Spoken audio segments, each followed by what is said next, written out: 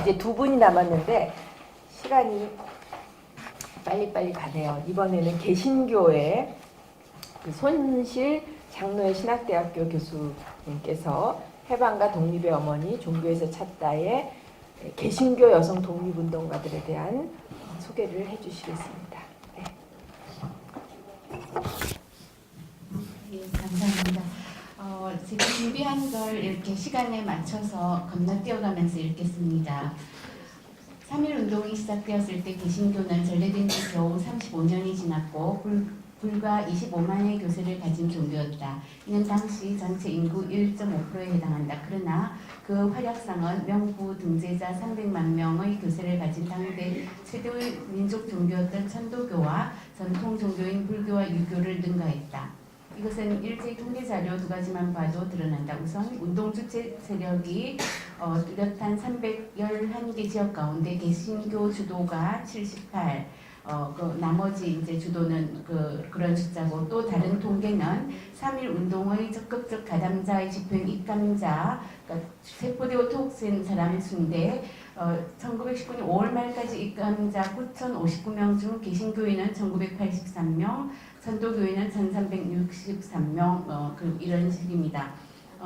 그래서 당시 그 인구 대비 1.5에 불과했던 개신교의 그 단독 주동 세력 비율이 25%였고 투옥된 사람 비율은 21%였습니다. 그래서 이 통계는 개신교의 3.1운동 참여가 당시 다른 어떤 종교보다 압도적이었음을 분명히 보여줍니다. 그렇다면 개신교가 이렇게 적극적으로 참여했던 배경이 이제 궁금한데요. 개신교의 3.1운동에 대한 역사적 연구는 이미 이제 많이 있고 그 각주 3을 참고하시면 됩니다. 여기서는 이제 제가 개신교가 이렇게 적극적으로 참여하게 된 역사적인 그리고 신앙적 배경을 간단히 보고 개신교 여성 독립운동가들을 소개하려고 합니다. 적극적으로 참여한 배경, 먼저 정치 사회적 배경을 보면 한말 개신교가 전래되었을 때 많은 사람들이 개신교 신자로 등록했다. 당시 언론에 따르면 그들의 개신교 입문 동기 가운데 사회적 측면은 두 가지로 분석된다. 하나는 개화를 통한 부국 강병과 독립을 위한 것이었고, 다른 하나는 당시 부패한 관리로부터 생명과 재산을 보호받는 것이었다. 주로 이제 양반 관료 지식인이 첫 번째 이유로, 또 일반 민중은 두 번째 이유로 입교했다. 당시 사람들이 개신교를 받아들인 것은 순전히 종교적 이유라기보다는 이런 사회적 요인이 더 크게 작용했음을 엿볼 수 있다. 그래서 이제 개신교 입교한 개화파 정치인들은 1890년 후반부터 독립협회를 구성해서 항일민족운동 거점으로 삼았고, 그래서 이제 교회 목사들 이런 분들 중심으로 그 목사 가운데 상동교회 전덕기 목사는 개신교 민족 일본 제국주의가 1905년 을사 5 조약을 강제했을 때 그 사람들을 척결하려는 그런 일을 시도했었고요. 그 다음에 안창호는 1907년 국권 회복을 위해 독립운동 비밀결사단체 신민회 창립을 제의하고 양기탁 그리고 상동교회 애국 인사들을 중심으로 신민회를 결성했다. 그래서 이제 이 개신교 신자들이 굉장히 일제의 이제 타겟이 되어서 백오인 사건을 날조해서 일제는 개신교인들을 폭력적으로 탄압했다. 이렇게 넘어가겠습니다. 영적인 배경을 보면 개신교인들이 3.1운동에서 주도적인 역할을 할 수 있었던 것은 이런 사회정치적 배경보다 더 근본적인 기독교 신앙에서 기인한다. 그래서 함석헌이 3.1운동 60주년을 맞은 해에 쓴 3.1운동과 기독교 신앙에서 이 내용을 좀 자세히 소개하는데 그건 건너뛰겠습니다.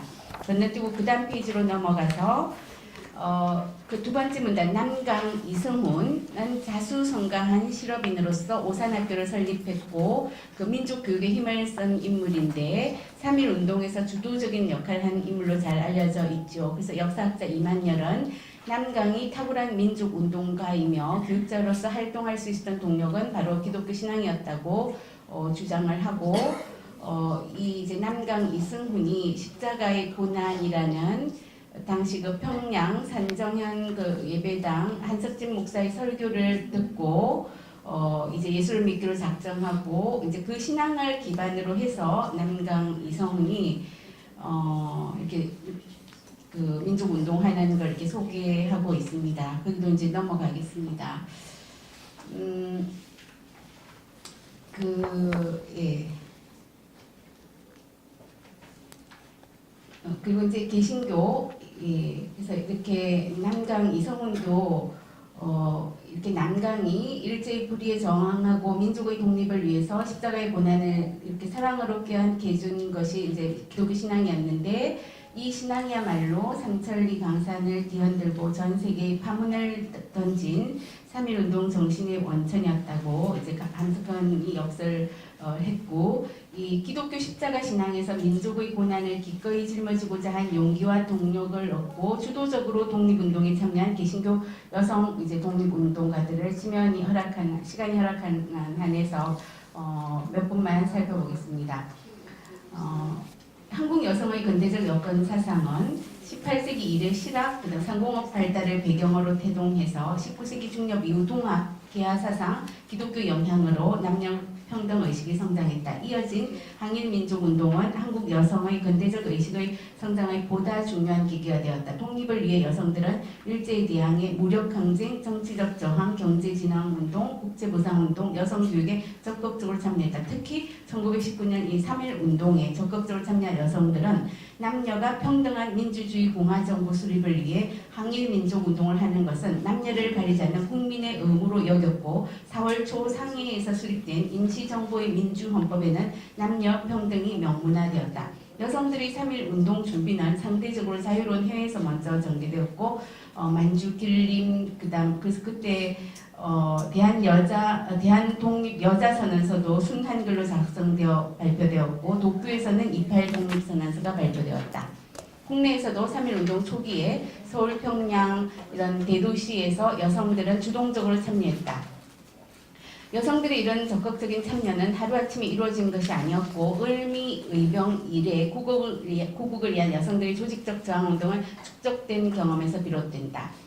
3.1운동에 적극적으로 참여한 여성들은 일본의 총칼과 고문 앞에서도 두려움 없이 저항했다. 이들은 알몸으로 구타당하고 윤간을 범한 이들을 알몸으로 구타하고 윤간을 범한 일본의 일경의 잔악상은 외국인 선교사들을 통해 온 세계에 알려졌고, 한국 여성의 용감한 애국심은 격찬을 받았다. 인도의 독립투사 네루가 감옥에서 매일 딸에게 보낸 편지에도 3.1운동에 참여한 한국 여학생들의 용기 있는 행위를 기록하고 있습니다. 이처럼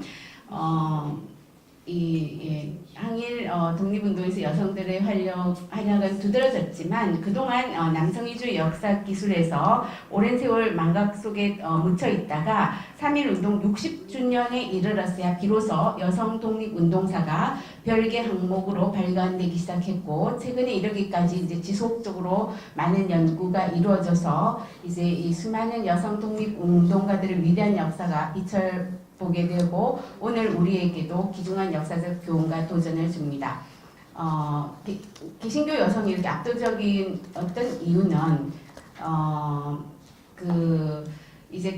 거기서 두 번째 문단, 항일 여성운동사 연구의 권위자 박용옥은 700쪽에 달하는 여성 독립운동사 자료 총서 서문에 붙인 3.1운동에서 여성의 활약과 의 마지막 부분에서 항일 여성 지도층과 참여자 대부분이 개신교 신자였고, 학교나 교회를 통해 근대 지식을 접한 여성이었음을 명시한다. 이렇게 개신교 여성이 지도층이 된 원인을 다음과 같이 분석한다.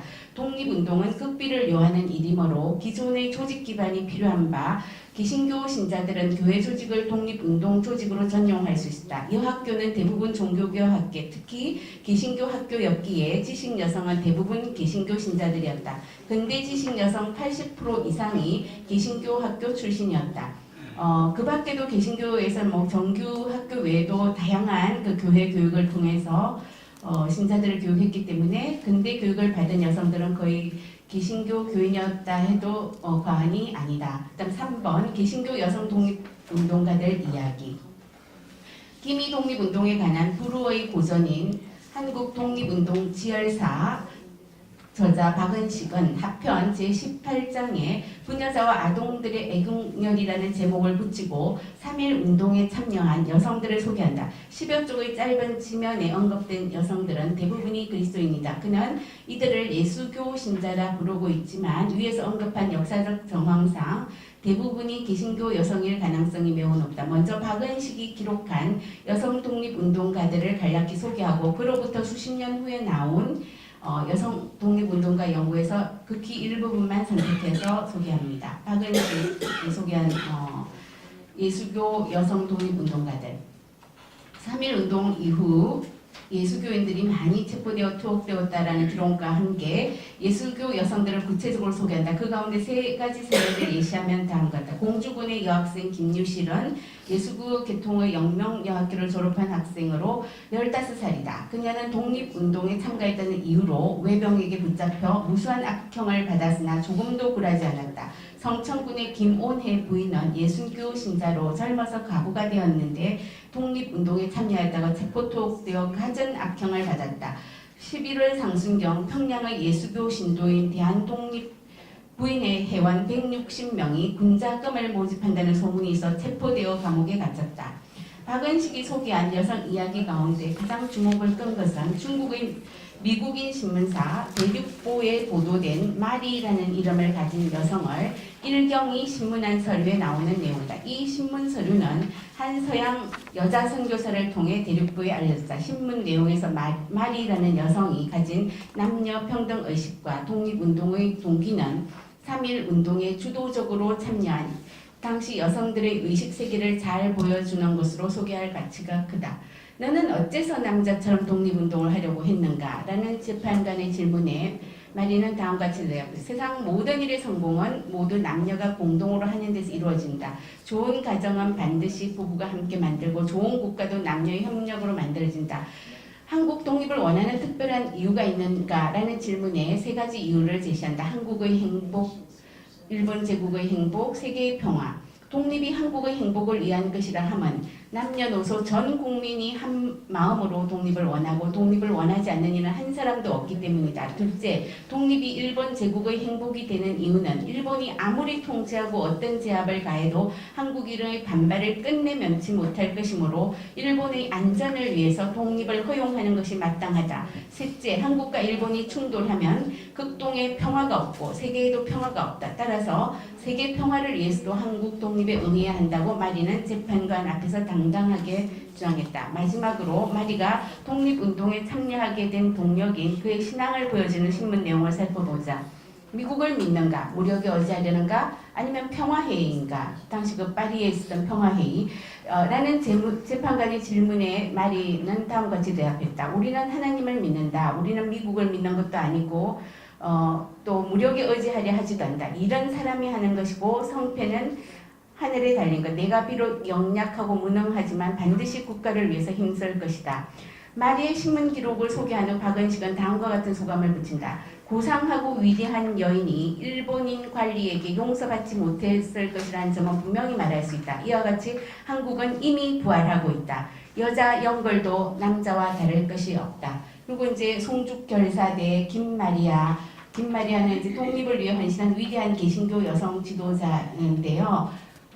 예, 그거 읽어보시고 시간이 지금 많이 가고 있네요. 이 김마리아 같은 경우는 그 천도교 이종일 선생에게 찾아가서 같이 우리가 연합해서 독립운동을 하자고 했고, 개성만세 시위를 주한 어윤희 전도사, 개성에서는 이 3.1 운동 독립선언서가 전달되었을 때 여기도 역시 교회를 중심으로 이제 준비되다가 남자들이 다 서로 떠밀어서 어윤희 전도사가 이걸 찾아내서 대낮에 보따리 장사를 가정하고 집집마다 돌려서 이렇게 독립운동을 하게 되었습니다. 그 다음 경남도 이 여학교, 일신여학교, 그 기독교 여학교가 가장 먼저 시작을 했고요. 그 다음에 잘 아시는 유관순도 그 독실한 이제 개신교 신자로서 신앙으로 굉장히 용감한 그 3.1 운동을 주동했습니다. 그 전주 기전여학교, 그래서 이런 여성 독립운동가들에 대해서 선교사 기일이 이제 8이라고 써있는 거기 보면 한국인의 용기에서 한국 여성들, 한국 여학생들의 그 용기를 아주 찬탄하고 있는 내용이 있습니다. 마지막으로 나가는 걸. 본교에서 초점을 맞춰본 개신교 여성 독립운동가들은 어떤 고난도 두려워하지 않고 그리스도의 십자가의 길을 따르는 순교자적인 신앙으로 3.1운동에서 주도적인 역할을 했다. 공덕기 여사가 표현한 것처럼 이들은 민족의 고난을 맨 밑바닥에서 짊어졌고 민족과 여성의 자유를 위해서 매진했다. 김마리아, 유관순 같은 위대한 신앙의 여성들은 여성 독립운동가로서는 자주 호명되어도 정작 교회 안에서는 한국 교회의 위대한 신앙의 여장부 드보라들로서는 제대로 기억되지 않고 있다. 실로 안타까운 일이다. 3.1운동에 주도적으로 참여한 한국의 드보라들을 매년 기억하고 이들을 거울 삼아 교회 안에서 여성 리더십을 키워가는 것은 오늘 한국교회 갱신을 위해 매우 시급한 과제이다. 사회보다 낙후된 교회 안의 젠더 불평등이 오늘날 많은 젊은 여성들이 교회로 들어오는 문을 닫고 있는 현실을 고려할 때 더욱 그렇다. 그리고 이제 그 당시 1.5%에 불과했던 개신교가 민족의 희망이 된 것과 반대로 지금은 거의 20%에 육박하는 정도로 성장한 개신교가 이 사회적 신뢰도를 잃어버린 그 안타까운 현실, 이게 이제 교회사가 보여주는 이제 번영의 위기라는 걸 얘기하고 마지막 문단에 있습니다.